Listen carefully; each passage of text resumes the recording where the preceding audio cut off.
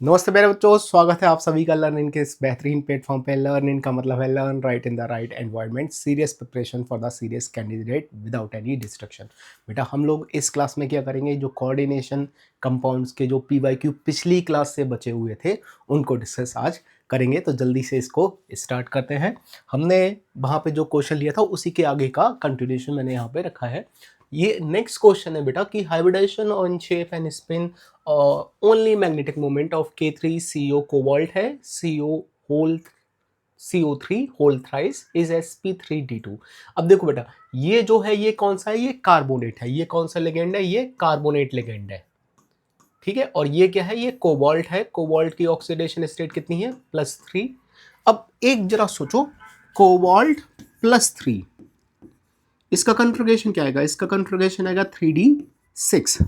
और क्या होगा यहाँ पे, डी सब शेल में टोटल 6 इलेक्ट्रॉन होंगे, कुछ इस तरह से। अब आप बताओ, ये जो कार्बोनेट है ये कैसा लिगेंड है, ये तो वीक लिगेंड है।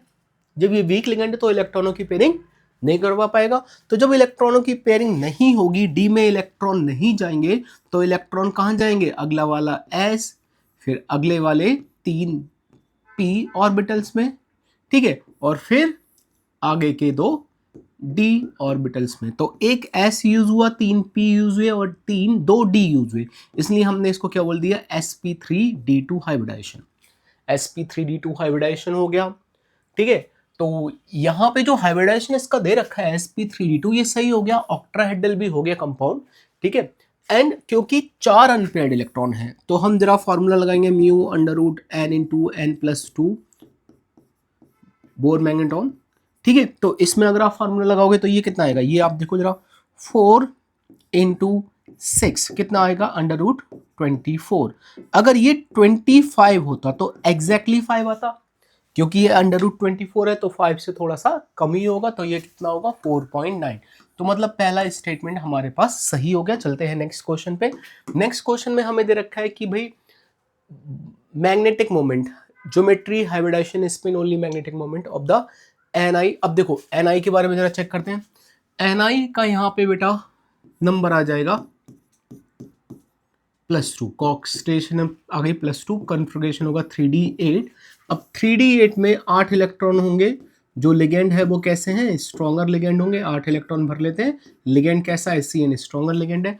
तो इस इलेक्ट्रॉन की पेयरिंग हो जाएगी, ये इलेक्ट्रॉन यहाँ पे आ जाएगा। तो अब जो लिगेंड आ रहे होंगे उनको डी खाली मिला, एक एस भी आगे अवेलेबल होगा और 2 आगे पी भी अवेलेबल होंगे। तो उनका हाइब्रिडाइजेशन क्या आएगा, उनका आएगा DsP2। उनका हाइब्रिडाइजेशन क्या आएगा, उनका हाइब्रिडाइजेशन आएगा DsP2। तो ये बात सही है, इसका हाइब्रिडाइजेशन हो जाएगा DsP2 और DsP2 हाइब्रिडाइजेशन के कारण इसकी शेप हो जाएगी स्क्वायर प्लेनर। तो ये वाला स्टेटमेंट सही हो गया, ठीक है। अब अगला देखते हैं। अगला दे रखा है MnBr-2।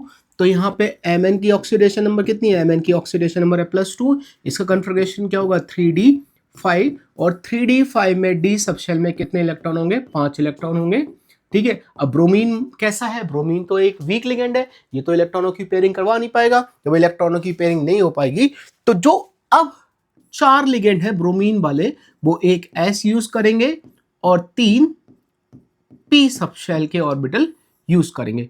तो एस और पी के कितने यूज हुए, 3। तो हाइब्रिडाइजेशन क्या हो गया, sp3 हो गया। हाइब्रिडाइजेशन इज sp3, ठीक है। शेप टेट्राहेड्रल, ये सही हो गई। अब कोबाल्ट CO मतलब F6-3। तो यहाँ पे कोबाल्ट अगेन +3 में है, इसका क्या आएगा, D7 की कंडीशन क्या होगी, कुछ इस तरह से 1 2 3 4 5 6 7। और ये फ्लोरीन जो है ये वीक लिगेंड है, वीक लिगेंड होने के कारण ये इलेक्ट्रॉनों की पेयरिंग नहीं करवा पाएगा। जब इलेक्ट्रॉनों की पेयरिंग नहीं हुई तो आगे क्या यूज करेगा, आगे एक S, फिर 3 P और फिर 2 D यूज करेगा, ठीक है, कुछ इस तरह से, जिसकी वजह से इसका हाइब्रिडेशन क्या हो जाएगा, sp3d2 शेप हो जाएगी ऑक्ट्राहेड्रल एंड हाइब्रिडेशन होगा sp3d2। अब देखो अनपेयर्ड इलेक्ट्रॉन, यहाँ पे अनपेयर्ड इलेक्ट्रॉन 0 थे तो कितना आ गया, बोर मैग्नेटॉन 0 आ गया। फिर अगले वाले में अनपेयर्ड इलेक्ट्रॉन कितने थे, 5 थे, तो 5 पॉइंट समथिंग आ गया। और अगले वाले में अनपेयर्ड इलेक्ट्रॉन कितने हैं, अनपेयर्ड इलेक्ट्रॉन अगले वाले में ये बेटा ये होगा D3। देखो यहाँ पे थोड़ा सा चेंज कर देता हूं, ये D6 होगा, D6 कैसे होगा उसको भी बता देता हूं आपको। भाई कोबाल्ट का नंबर होता है 27, कन्फिग्रेशन होगा 4s2 3d7। हमें कितने इलेक्ट्रॉन निकालने हैं? हमें 3 इलेक्ट्रॉन निकालने हैं। 3 इलेक्ट्रॉन निकालने के लिए 2 इलेक्ट्रॉन ये जाएंगे और 1 इलेक्ट्रॉन ये जाएगा, तो ये आ जाएगा 3d6। कितना आ जाएगा? 3d6। भाई 2 इलेक्ट्रॉन ये चले गए और साथ में से 1 इलेक्ट्रॉन चला गया, तो ये क्या बचा? 3d6 बचा। जब ये 3d6 है तो 3d6 होने की वजह से यहाँ पे बेटा कितने अनपेयर्ड इलेक्ट्रॉन आ रहे हैं? 4 अनपेयर्ड इलेक्ट्रॉन आ रहे हैं, जहां जो कि मैंने आपको यहाँ पे भी बताया था, जिसकी वजह से बोर मैग्नेट्रॉन कितना आएगा? 4.9 आ जाएगा। तो भले क्वेश्चन आप देखो एक ही है, लेकिन चीजें कितनी सॉल्व करनी पड़ी? 4 कंपाउंड के लिए उनका हाइब्रिडाइजेशन, उनका डाइपोल मोमेंट मतलब magnetic spin only magnetic momentum, और उनकी शेप भी डिसाइड करनी पड़ी। तो भले क्वेश्चन एक लग रहा है, लेकिन इसमें टाइम लगने वाला है। जिन बच्चों को अच्छी प्रैक्टिस है वो चुटकियों में सॉल्व करते हैं, और जो बच्चे ये सोचते हैं मुझे आता है लेकिन प्रैक्टिस नहीं करूंगा, एग्जामिनेशन में जाके सॉल्व करूंगा, उन बच्चों के लिए ये बेटा क्वेश्चन काफी डिफिकल्ट हो सकता है। तो बहरहाल दोनों ही हमारे स्टेटमेंट ट्रू आ गए, तो हमारा आंसर इसमें हो जाएगा both first and second are true. तो ये हमारा हो जाएगा बेटा थर्ड आंसर। चलते हैं नेक्स्ट क्वेश्चन पे। नेक्स्ट क्वेश्चन में है the number of paramagnetic species in this one 3। अच्छा देखो, अब CO वाला हमने अभी कर रखा था बेटा। CO की ऑक्सीडेशन स्टेट कितनी है? +3। उसमें क्या होगा? 3d6, और 3d6 में जैसा कि मैंने बताया था D सबशेल में 4 अनपेयर्ड इलेक्ट्रॉन होते हैं। 4 अनपेयर्ड इलेक्ट्रॉनों की वजह से ये कैसे बन जाएगा? ये पैरामैग्नेटिक आ जाएगा। ठीक है, फिर अगला क्या है? अगला है TI का जरा सोचते हैं। 22 नंबर होता है, क्या आता है? 4s2 3d2। आपको 3 इलेक्ट्रॉन निकालने हैं, Ti+3 बनाना है, तो 2 इलेक्ट्रॉन ये जाएंगे और 1 इलेक्ट्रॉन यहां से जाएगा, तो ये आ जाएगा 3d1। तो 3d1 होने की वजह से 3d1 1 इलेक्ट्रॉन होगा, ये भी हमेशा कैसा आएगा? ये भी हमेशा पैरामैग्नेटिक ही आएगा। ठीक है, फिर क्या है? Vanadium pentoxide. अब वेनेडियम पेंटॉक्साइड में कितनी आएगी इसकी ऑक्सीडेशन नंबर? +5। अब वेनेडियम का नंबर कितना होता है? वेनेडियम का नंबर होता है 23। कन्फिग्रेशन क्या होगा? 4s2 3d3। और आपने पांचों इलेक्ट्रॉन निकाल लिए। वेनेडियम +5 बनाने के लिए पांचों इलेक्ट्रॉन निकाल लिए, तो ना ये इलेक्ट्रॉन यहाँ पे, ना इलेक्ट्रॉन यहाँ पे, यहाँ पे कोई भी अनपेयर्ड इलेक्ट्रॉन नहीं है। जब कोई भी अनपेयर्ड इलेक्ट्रॉन नहीं है तो ये कैसा आएगा? ये आ गया भैया डायामैग्नेटिक। ये कैसा आ गया? ये आया डायामैग्नेटिक। फिर FeCN 6-3। अब आप सोचो, यहां पे Fe है +3 में। Fe किस में? +3 में। ठीक है, तो Fe का क्या होता है? Fe का होता है 3d6 4s2। आपको 3 इलेक्ट्रॉन निकालने हैं, 2 यहां से निकालो, 1 यहां से निकालो, तो क्या आ जाएगा? 3d5। तो 3d5 की वजह से इसका इलेक्ट्रॉनिक कन्फिग्रेशन कुछ इस तरह से होगा। 5 अनपेयर्ड इलेक्ट्रॉन होंगे। और ये जो CN है, ये कैसा लिगेंड है? ये तो स्ट्रॉन्ग लिगेंड है। स्ट्रॉन्ग लिगेंड है तो इलेक्ट्रॉनों की पेयरिंग करा देगा। तो ये वाला इलेक्ट्रॉन यहाँ पे शिफ्ट हुआ, ये वाला इलेक्ट्रॉन यहाँ पे शिफ्ट हुआ, क्या बना? आपके पास कुछ इस तरह से आ गया, 1 2 3 4 5। लेकिन आप अगर ध्यान दो तो बेटा यहाँ पे भी क्या है? एक अनपेयर्ड इलेक्ट्रॉन तो आ गया, तो ये वाला भी कैसा हो गया? ये वाला हो गया पैरामैग्नेटिक। तो 1 2 3 ही हमारे पास पैरामैग्नेटिक है। तो पहला वाला जो स्टेटमेंट है वो कैसा हो गया? ट्रू हो गया। अब अगला देखते हैं। K4 यहां पे एक बार चेक करते हैं बेटा। देखो यहां पे Fe है +2 में, फेरोसाइनाइड है, इसका कन्फिग्रेशन होगा 3d6, और ये जो CN है ये स्ट्रॉन्गर लिगेंड है, तो ये इलेक्ट्रॉनों की पेयरिंग करा देगा। तो 6 के 6 इलेक्ट्रॉन यहाँ पे इस तरह हो जाएंगे। इसमें मतलब अनपेयर्ड इलेक्ट्रॉन हो गए 0। अब ये वाला केस ऐसा आएगा, यहाँ पे है Fe+3, Fe+3 है, 3d5 कन्फिग्रेशन है। CN स्ट्रॉन्गर लिगेंड है, इलेक्ट्रॉनों की पेयरिंग करा देगा, लेकिन तब भी वहां पे CN स्ट्रॉन्गर लिगेंड है, इलेक्ट्रॉनों की पेयरिंग करा देगा, तब भी वहां पे एक अनपेयर्ड इलेक्ट्रॉन आ जाएगा। मतलब इसमें अनपेयर्ड इलेक्ट्रॉन कितने हैं? 1। याद रखना, इसमें 0 और इसमें 1। अब इन दोनों में कंपेयर करो, यहां पे है Fe+2 और यहां पे है Fe+3। ये भी लिगेंड वीक और ये भी लिगेंड वीक, मतलब इलेक्ट्रॉनों की पेयरिंग नहीं हो पाएगी।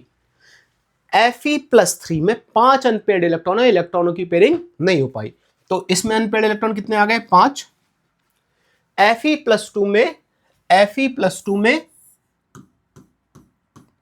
3d6 कन्फिग्रेशन है, जिसकी वजह से वहां पे 4 अनपेयर्ड इलेक्ट्रॉन है, और इलेक्ट्रॉनों की पेयरिंग नहीं हो पाई, तो अनपेयर्ड इलेक्ट्रॉन कितने आए? 4 ही आए। तो यहाँ पे अनपेयर्ड इलेक्ट्रॉन 4 है, यहाँ पे अनपेयर्ड इलेक्ट्रॉन 5 है।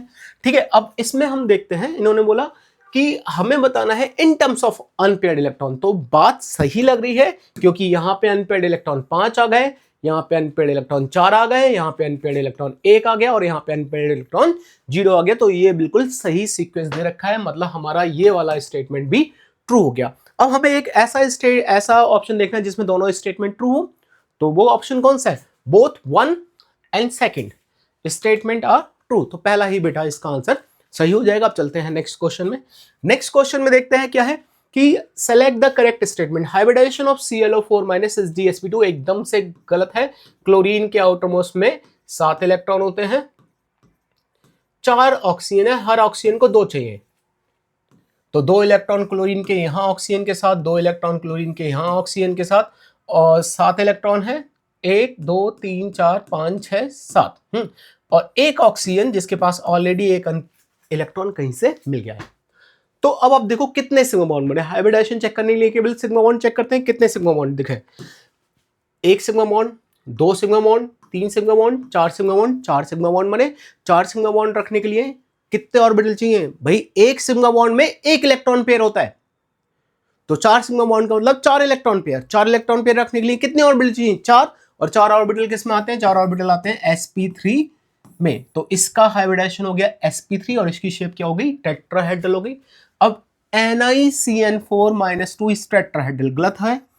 इसमें कंपाउंड में निकल दे रखा है +2 में, ठीक है। निकल +2 में कन्फिगरेशन होता है 3d8।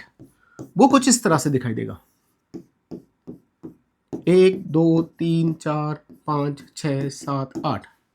अब क्योंकि लिगेंड स्ट्रॉन्गर है, स्ट्रॉन्गर लिगेंड होने की वजह से क्या होगा? ये हो गया, सारे इलेक्ट्रॉन पेयर्ड हो गए। अब जो लिगेंड आएगा वो सबसे पहले अपने इलेक्ट्रॉन यहां पे डोनेट करेगा, फिर यहां पे डोनेट करेगा,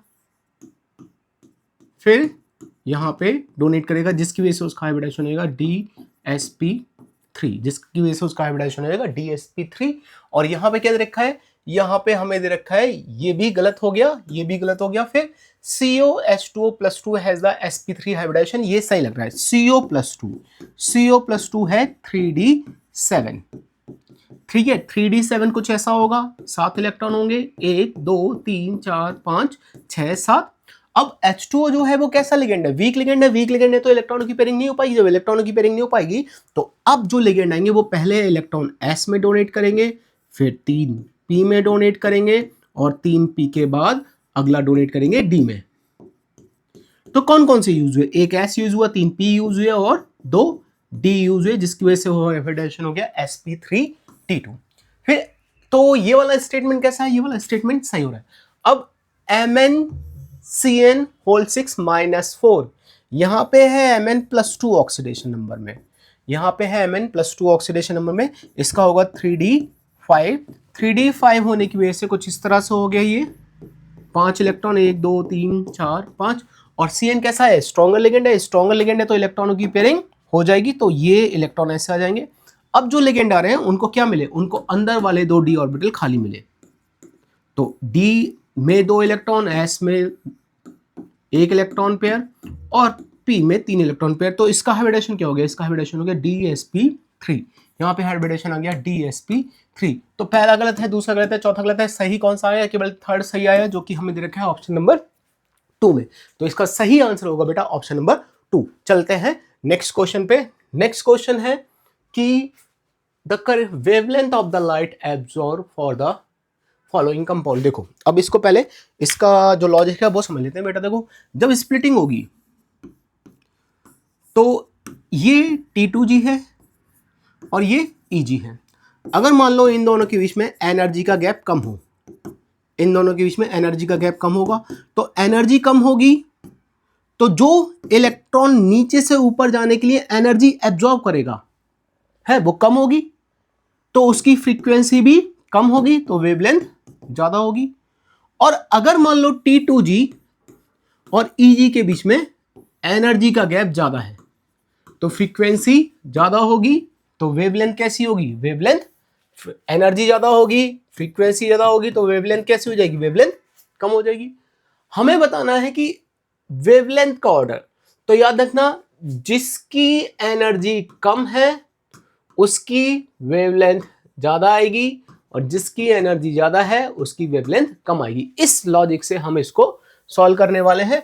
अगर आप ध्यान से देखो तो सभी जगह यहाँ पे भी कोबाल्ट +3 है, यहाँ पे भी कोबाल्ट +3 है, यहाँ पे भी कोबाल्ट +3 और यहाँ पे भी कोबाल्ट +3। अब बस चेक करते हैं कि लिगेंड का ऑर्डर चेक कर लेते हैं।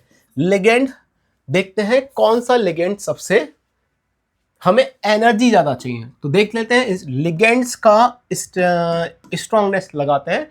सबसे ज्यादा स्ट्रॉन्गर लिगेंड है 3 में साइनाइड, उसके बाद स्ट्रॉन्गर लिगेंड है यहां पे देखो 6 अमोनिया और यहां पे 5 अमोनिया, तो हम इसको लेंगे। उसके बाद है 1 में, उसके बाद है 4th में, उसके बाद है अब वाटर और फ्लोराइड में वाटर स्ट्रॉन्गर लिगेंड है, तो उसके बाद है 2nd में और 2nd के बाद है बेटा फिर 5th में। ये हमारे पास लिगेंड की स्ट्रॉन्गनेस का ऑर्डर है, तो यही किसका ऑर्डर होगा, एनर्जी का। लेकिन वेवलेंथ का ऑर्डर इसका अपोजिट आएगा, तो वो क्या हो जाएगा, वो हो जाएगा सबसे ज्यादा 5 में, देन 2nd में, देन 4th में, देन 1st में एंड देन 3rd में। तो हमारे पास ये ऑर्डर आएगा बेटा 3 1 4 2 5, 3 1 4 2 5। तो इसका करेक्ट आंसर क्या हो गया, इसका करेक्ट आंसर हो जाएगा बेटा 2nd। चलते हैं नेक्स्ट क्वेश्चन में। नेक्स्ट क्वेश्चन में दे रखा है chromium complex with a formula COCl3 6H2 has a spin only magnetic momentum 3.87। अब देखो बेटा यहां पे क्रोमियम +3 में है, क्रोमियम +3 में है। क्रोमियम का नंबर क्या होता है 24, कन्फिगरेशन क्या आता है 4s1 3d5। 3 इलेक्ट्रॉन निकालो तो 1 इलेक्ट्रॉन यहां का जाएगा, 2 इलेक्ट्रॉन यहां का जाएगा, तो क्या आ जाएगा ये 3d, इसमें 3 अनपेड इलेक्ट्रॉन आ जाएंगे हैं। तो ये अनपेड इलेक्ट्रॉन 3 है, तो बोर मैग्नेट्रॉन भी क्या हो गया 3.87 हो जाएगा है। And its solution conductivity corresponding to the 1:2 electrolyte. अब यहां पे बात इंटरेस्टिंग हो गई। देखो क्रोमियम मैंने क्या किया, 5 वाटर मॉलिक्यूल अंदर लिए कोऑर्डिनेशन स्पेयर के अंदर, 1 क्लोरीन मॉलिक्यूल अंदर लिया कोऑर्डिनेशन स्पेयर के अंदर, 2 क्लोरीन मॉलिक्यूल बाहर है और 1 water molecule as a water of crystallization बाहर है। अगर मैं इसको डिसोशिएट करूं तो ये किस में टूटेगा, ये टूटेगा CrH2O होल 5Cl और इसके ऊपर कितना जाएगा +1 और साथ में क्या बनेंगे 2 Cl- बनेंगे। तो ये जो इलेक्ट्रोलाइट हो गया ये 1:2 टाइप का हो गया, 1 कैटायन और 2 एनायन। तो हमारे पास जो कॉम्प्लेक्स है वो है बेसिकली ये वाला कॉम्प्लेक्स है, ये कॉम्प्लेक्स है। फिर बोला है 9.3 gram of this complex was initially passed through the cation exchanger. The solution obtained after the process reacted with the excess of AgNO3, the amount of AgCl। अच्छा अब देखो इन्होंने बोला कैटायन एक्सचेंजर के थ्रू पास किया, मतलब cation जितने भी थे उनको हमने ट्रैप कर लिया। अगर आपने पढ़ा होगा आईआईटी एडवांस की प्रिपरेशन करी होगी तो कैटायन एक्सचेंजर में क्या होता है, जो भी कैटायन होता है वो ट्रैप हो जाता है और उसकी जगह वाटर में क्या आ जाता है, उसकी जगह वाटर में आ जाता है H+। ठीक है, तो अब इस कैटायन की जगह वाटर में आ गया H+, लेकिन एनायन वैसे ही रहा। ठीक है, अब इसका मान लो अगर इस कंपाउंड का 1 मोल है तो 2 मोल आपके पास Cl- के हैं। जब आप इसको पास करोगे AgNO3 के एक्सेस सोल्यूशन में तो 2 AgCl के मोल बनने वाले हैं आपके पास। इन शॉर्ट ये सोचना है जितने मोल इसके होंगे AgCl के मोल उसके जस्ट डबल बनेंगे। अब इसका मास कितना है 9.3, इसका मोलर मास कैलकुलेट कर लेते हैं। क्रोमियम का कितना होता है, क्रोमियम का है 52।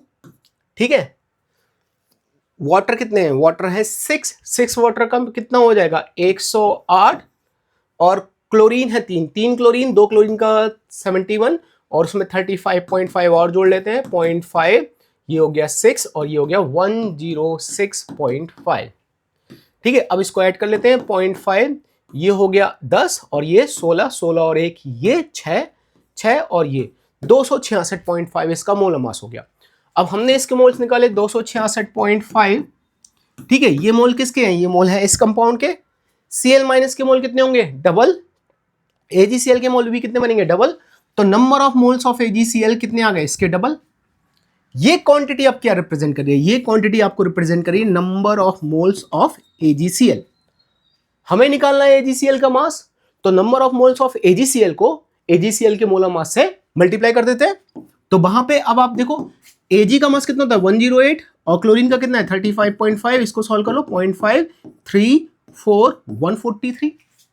तो ये जो हमारे पास मोल्स आए AgCl के हमने उसको मल्टीप्लाई किया 143 143.5 और ये क्वांटिटी अगर आप चेक करोगे तो बेटा ये आपके पास 10 ग्राम आंसर इसका आ जाता है। इन शॉर्ट इसका जो आंसर होगा वो 10 ग्राम होगा। ये कैलकुलेशन बहुत ही ईजी है, आप इसको सॉल्व कर लीजिएगा, आंसर आपका यही आएगा। चलते हैं नेक्स्ट क्वेश्चन में। नेक्स्ट क्वेश्चन में हमें रखा है बेटा the correct statement among the following is NiCO NiCN4-2 are diamagnetic, NiCl4-2 is paramagnetic। ये देखो बेटा पहला ही स्टेटमेंट सही हो रहा है। कैसे सही हो रहा है जरा एक बार मैं सॉल्व करके दिखा देता हूं। देखो Ni यहां पे है जीरो ऑक्सीडेशन स्टेट में, कार्बन मोनोऑक्साइड जीरो लिगेंड है, तो इसका कन्फिगरेशन होगा 3D8 4s2। 3D8 में कितने इलेक्ट्रॉन होंगे? 1 2, दोबारा बना लेता हूं, 1 2 3 4 5 6 7 8। एस में कितने इलेक्ट्रॉन होंगे? 2। कार्बन मोनोऑक्साइड कैसा लिगेंड है? स्ट्रॉन्गर लिगेंड है। इसका मतलब क्या होगा? ये इलेक्ट्रॉन इधर शिफ्ट और ये इलेक्ट्रॉन इधर शिफ्ट, तो ये क्या आ गया? ये सारे के सारे इलेक्ट्रॉन डी में ही चले गए। तो डी में 8 इलेक्ट्रॉन पहले थे, अब कितने हो गए? 10। तो अब क्या आ जाएगा? ये इस तरह से आ जाएगा। ठीक है, अब लिगेंड कितने हैं? 4 लिगेंड है, तो पहले वो किस में डोनेट करेंगे? एस में डोनेट करेंगे। एस के बाद किस में डोनेट करेंगे? पी में डोनेट करेंगे। तो यहां पे हाइब्रिडेशन कैसा आ गया? sp3 आ गया, और जो हमारे पास कंपाउंड था इसमें कोई भी अनपेयर्ड इलेक्ट्रॉन नहीं है, तो ये कैसा आ गया? डायामैग्नेटिक आ गया। अब NiCN4-2 इसमें होगा निकल +2 ऑक्सीडेशन स्टेट में, इसका कन्फिगरेशन आएगा 3D8। 3D8 में कुछ इस तरह से ये दिखाई देने वाला है। 1 2 3 4 5 6 7 8। ये जितने भी CN है ये स्ट्रॉन्गर लिगेंड है, ये इलेक्ट्रॉनों की पेयरिंग करा देंगे, इलेक्ट्रॉनों की पेयरिंग करा देंगे, तो ये वाला इलेक्ट्रॉन इधर शिफ्ट हो जाएगा। क्या बनेगा? ये कुछ इस तरह से दिखाई देगा। 1 2 3 4 5 6 7 और 8। तो अब जो लिगेंड आएगा उसको डी ऑर्बिटल खाली मिला, तो पहले वो इलेक्ट्रॉन अपने डी में डोनेट करेगा, फिर एस में डोनेट करेगा, फिर 2 पी में भी डोनेट करेगा, जिसकी वजह से उसका हाइब्रिडेशन हो गया DsP2 स्क्वायर प्लेनर हो गया। और यहां पे अगर आप देखो बेटा तो सारे के सारे इलेक्ट्रॉन पेयर्ड है। जब इलेक्ट्रॉन पेयर्ड है तो ये भी कैसा हो गया? ये भी हो गया डायामैग्नेटिक। ठीक है, अब लास्ट वाला चेक करो, इसका कन्फिगरेशन भी सेम होगा। यहां पे भी Ni+2 में है, तो इसमें भी 8 इलेक्ट्रॉन हुए।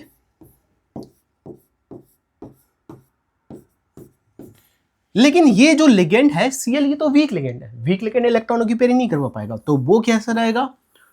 अब उसको डी वाला तो खाली नहीं मिला, तो वो अपने इलेक्ट्रॉन एस में डोनेट करेगा, देन पी में, तो हाइब्रिडेशन क्या हो गया? sp3। और यहां पे 2 अनपेयर्ड इलेक्ट्रॉन आ गए, 2 अनपेयर्ड इलेक्ट्रॉन आ गए, तो ये कैसा आ गया? पैरामैग्नेटिक।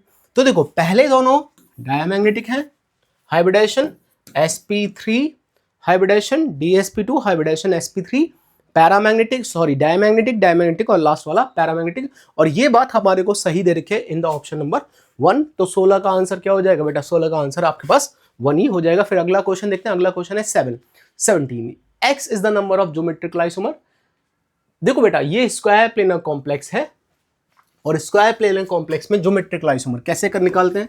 देखो M के ऐसे कर लेते हैं, 3 ऑप्शन बनेंगे। M A के रेफरेंस में सोचो, A की ट्रांसपोजिशन पे B, A की ट्रांसपोजिशन पे C और A की ट्रांसपोजिशन पे D। इसके अलावा कोई और ऑप्शन आपके पास बनेगा नहीं, तो टोटल ज्योमेट्रिकल आइसोमर कितने आए? 3। फिर Y is the number of optically inactive isomer. अब ये कंपाउंड ऑप्टिकली एक्टिव हो जाता है। आपको याद होगा कि अगर इस कंपाउंड की हम सिस फॉर्म लें, OX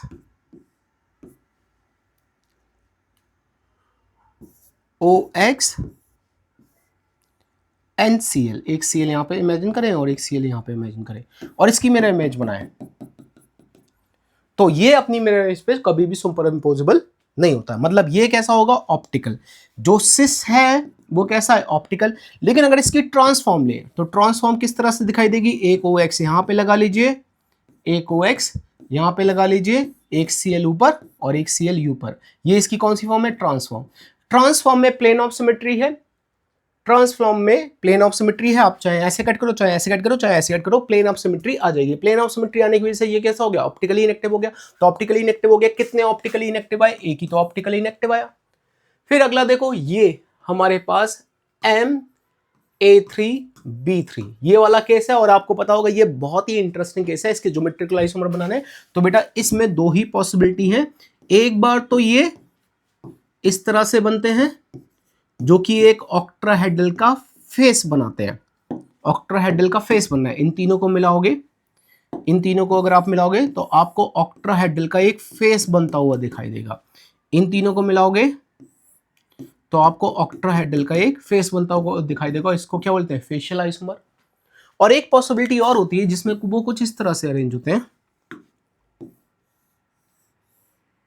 A A A B B B. अब ये क्या बनाते हैं? ये बनाते हैं मेरिडोनियल पोजीशन। इसको कंबाइन करें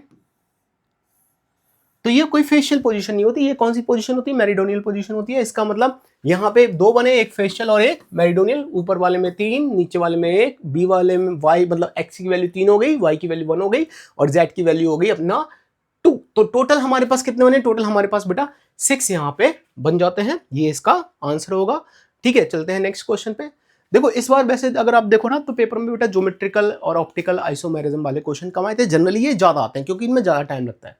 बाकी ये जो बीबीटी वाले क्वेश्चन होते हैं, सीएफटी वाले क्वेश्चन होते हैं, ये बच्चों को बहुत प्रैक्टिस होती है तो वो जल्दी जल्दी कर लेते हैं। लेकिन ये जो ऑप्टिकल आइसोमेरिज्म है, ज्योमेट्रिकल आइसोमेरिज्म है, इसमें थोड़ा सा टाइम लगता है। तो अच्छी बात यह है कि इस बार इस तरीके के लेंथी क्वेश्चन कम थे। बहरहाल इस क्वेश्चन को देखते हैं। अब इसमें क्या है कि the incorrect increasing order off spin only magnetic momentum, मतलब अनपेयर्ड इलेक्ट्रॉन। भाई अनपेयर्ड इलेक्ट्रॉन जैसे जैसे बढ़ेंगे स्पिन ओनली मैग्नेटिक मोमेंटम भी बढ़ेगा। तो यहाँ पे है Mn+2 में, इसके बारे में हमने डिस्कस किया था। Mn+2 में ये होता है 3d5, 5 अनपेयर्ड इलेक्ट्रॉन होते हैं, और ब्रोमीन अच्छा लिगेंड नहीं है तो वो इलेक्ट्रॉनों की पेयरिंग नहीं करवा पाएगा, मतलब यहाँ पे इलेक्ट्रॉन हो गए 5। CuNH3 whole 6+2। अब यहाँ पे देखो बेटा, यहाँ पे है Cu+2 में, Cu+2 में होगा 3d9। तो यहां तो एक ही अनपेयर्ड इलेक्ट्रॉन है। अब आप उसको कहीं भी भेजो, कहीं पे भी रखो, भाई अनपेयर्ड इलेक्ट्रॉन तो एक ही रहेगा। यहाँ पे अनपेयर्ड इलेक्ट्रॉन है एक। फिर NiCN होल 4-2, अभी पीछे वाले क्वेश्चन में ही चेक किया था, NiCN होल 4-2 में अनपेयर्ड इलेक्ट्रॉन होता है 0। एंड NiH2O, अब इसको चेक कर लो, ये इसका कोऑर्डिनेशन नंबर 6 का है। तो Ni+2 3d8, 1 2 3 4 5 6 7 8। अब वाटर कैसा लिगेंड है? वाटर तो वीक लिगेंड है, इलेक्ट्रॉनों की पेयरिंग करवा नहीं पाएगा। जब इलेक्ट्रॉनों की पेयरिंग होगी नहीं तो अनपेयर्ड इलेक्ट्रॉन कितने रह जाएंगे? 2। तो हमारे पास सबसे कम अनपेयर्ड इलेक्ट्रॉन किसमें आए? बी में। उससे ज्यादा अनपेयर्ड इलेक्ट्रॉन किसमें आए? उससे ज्यादा अनपेयर्ड इलेक्ट्रॉन आए, सबसे कम आए सी में। सी, ये वाला सी है, ठीक है। फिर किसमें आए? फिर आए बी में। बी से ज्यादा किसमें आए? डी में। और डी से ज्यादा किसमें आए?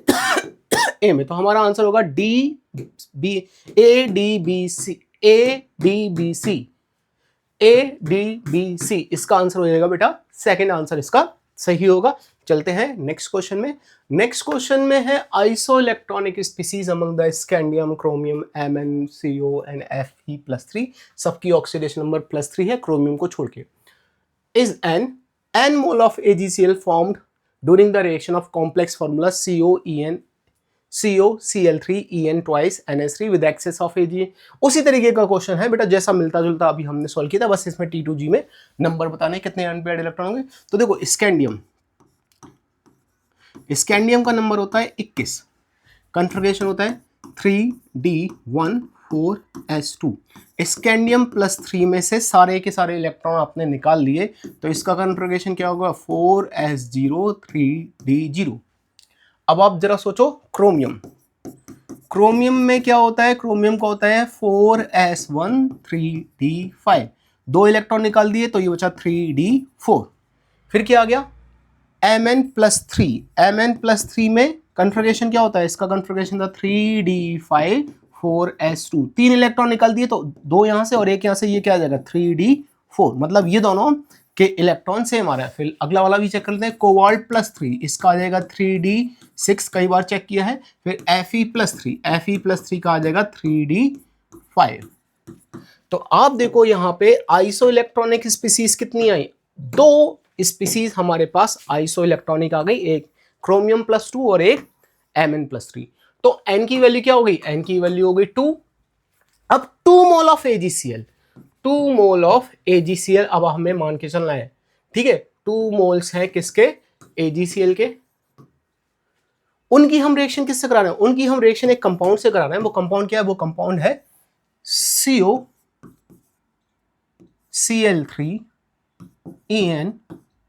Twice NH3। अब देखो बेटा कोऑर्डिनेशन नंबर हमें 6 करना है यहां पे, है।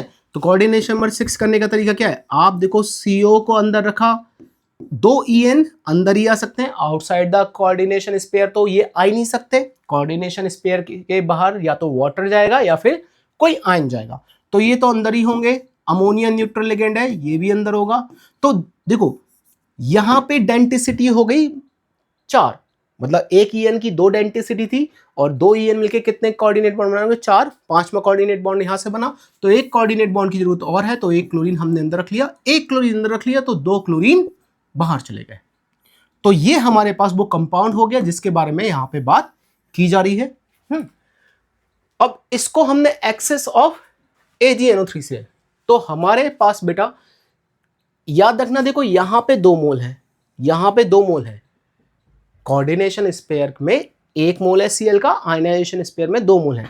तो इसका 1 मोल जब डिसोशिएट होगा तो ये Cl- के कितने मोल बनाएगा, 4। 1 मोल डिसोशिएट होगा तो Cl के कितने मोल बनाएगा, 2 मोल बनाएगा, है। और हमसे क्या बोला है, इस कंपाउंड के, अच्छा इस कंपाउंड के कितने मोल, तो n mole of AgCl is formed with the formula.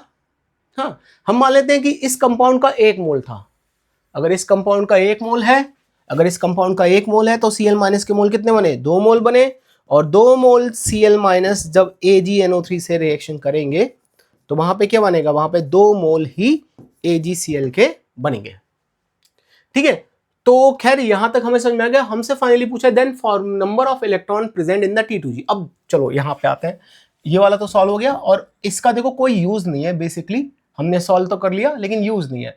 पूछा क्या है कि इसके T2G में कितने इलेक्ट्रॉन होंगे, तो देखो बेटा ये En भी स्ट्रॉन्गर लिगेंड है और NH3 भी स्ट्रॉन्गर लिगेंड है, ठीक है। कोबाल्ट यहां पे है +3 में, जिसकी वजह से इसका कन्फर्मेशन हो गया 3D6 4s0। तो जनरली T2G और EG अगर एनर्जी गैप कम है तो पहला इलेक्ट्रॉन यहां पे, दूसरा यहां पे, तीसरा यहां पे, चौथा यहां पे, पांचवा यहां पे, छठा यहां पे। लेकिन ये सारे लिगेंड स्ट्रॉन्गर है तो स्प्लिटिंग ज्यादा हुई होगी।